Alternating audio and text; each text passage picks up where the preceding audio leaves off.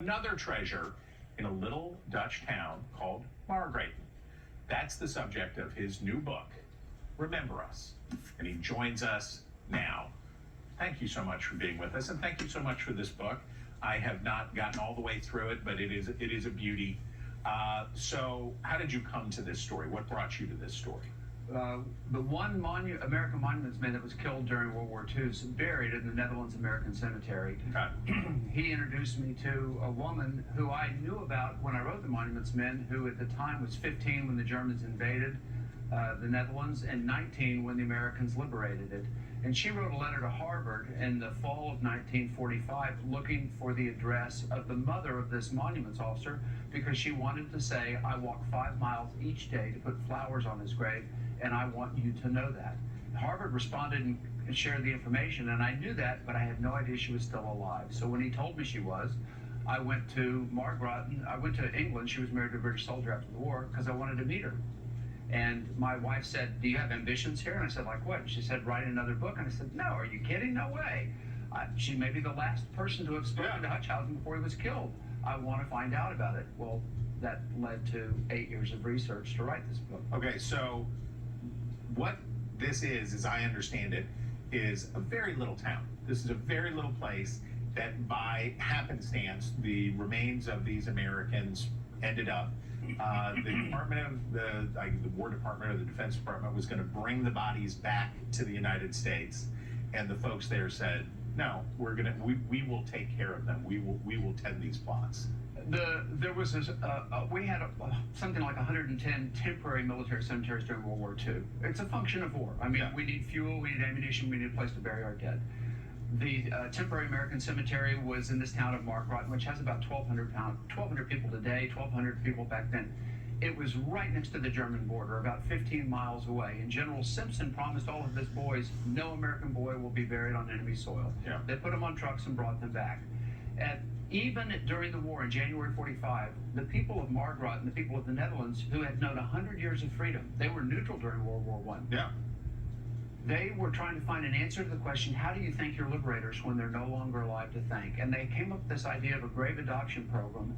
By the second Memorial Day in 1946, when there were 17,800 boys and a few women buried at the cemetery, our largest World War II cemetery in Europe. Wow.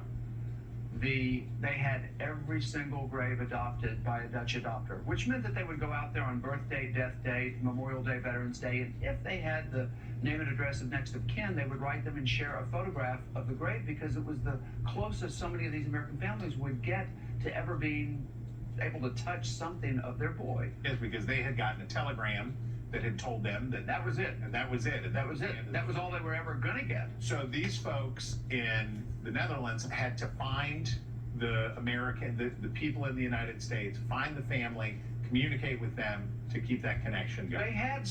They knew a lot of these boys because they allowed them to live in their homes, in the barns, because they were so grateful to them for liberating them.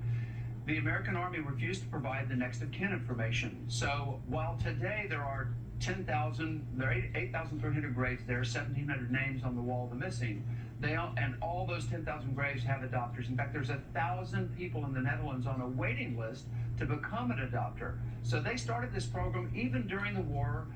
When they couldn't get the names and addresses, one of the women who I learned about this story from, one woman named Emily Mikkels van Kestnik, who was the mother of 12, traveled to the United States. It was the first time she was ever on an airplane. She traveled for 5 weeks. She lived in the homes of people of boys who'd lost a boy or a widow. She came to Washington. She met a young congressman from Texas named Lyndon Johnson, who said, young lady, you need to go to Texas. She traveled all through Texas. She knew that it would be several years before everyone would get an election notice about, do you want to bring your boy back or leave him overseas? And another few years before, if you asked for them to come back, you would see them. And she said to everybody, leave your boys with us. We will watch over them like our own forever. It's amazing. And 80 years later, they're continuing to do it. And so they have delivered on the promise. The people of the Netherlands have delivered on this promise, which is an audacious and sort of crazy thing to say to a family. I know that you want the remains of your child brought home so that it can be here, but we want to do this work. in today, in this day and age, it's hard to imagine a multi-generational compact like that lasting. But you say this is still vital, is still real. They take their children, grandchildren, schools, entire schools. The cemetery, of course, there is a somber aspect when you say 300 gravestones. But Real. the cemetery is full of life. There's young people there all the time because they're taking their kids to these cemeteries and pointing out to them, you're able to think what you want to think and say what you want to say because of the freedoms you have. And those freedoms were paid for with these American boys and 4 women that are buried at the cemetery. I asked one of the daughters of a soldier that I write about in the book. I cover the lives of 12 different combat soldiers, airborne troops, pilots, tankers. I also tell what it was like for one of the grave diggers. Yeah, the worst job. You marry up beautifully, just as in real life, this is what happened. You marry up beautifully the stories of these GIs, the stories of the Dutch, and you bring it together. It's all coming together. But I asked this lady who never knew her father. She was born while he was overseas. Do you know why your mother decided to leave your father over there? And she said, I have no idea, but I'm so grateful that she did, because if she'd have brought him back, I'd have gone to the cemetery once or twice to see my dad. I would never have ever gone after that, because that's what we do in the States.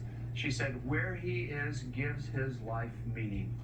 What should Americans, as we think about Memorial Day and we think about how we observe these things here, what can the people of the Netherlands teach us? Well, they certainly can teach us that freedom's not free, and it's a horrible thing when you lose it. And look at what's happening in Ukraine. It's damn difficult to get back, and it's going to require probably the help of somebody, and that dynamic's in the process of being at least reevaluated, maybe even changing. What they can do specifically, we're trying to help the Dutch Foundation for Adopting Graves. That right now they have all the graves adopted, but they only are in contact with 20% of the American families because we refused to, during the war, to provide those names and addresses of next of kin. We've created a website, foreverpromise.org. We're asking Americans to go there. There's a searchable database of all 10,000 men and 4 women that are buried there. If you recognize someone in your family, there's a short questionnaire. What's your relationship? Are you aware there's a grave adoption program? Would you like to meet your adopter? If so, will you give us permission to share your information with the Dutch? We want to see that percentage get to as close to 100% as we can. So you could buy this book, and then you'd have a really good book, and you could read it. You could give it to your dad for Father's Day, but you also might help reconnect people across this war-strewn world with people who matter. So you're doing something good, Mr. Edsel. We really appreciate this book. We really appreciate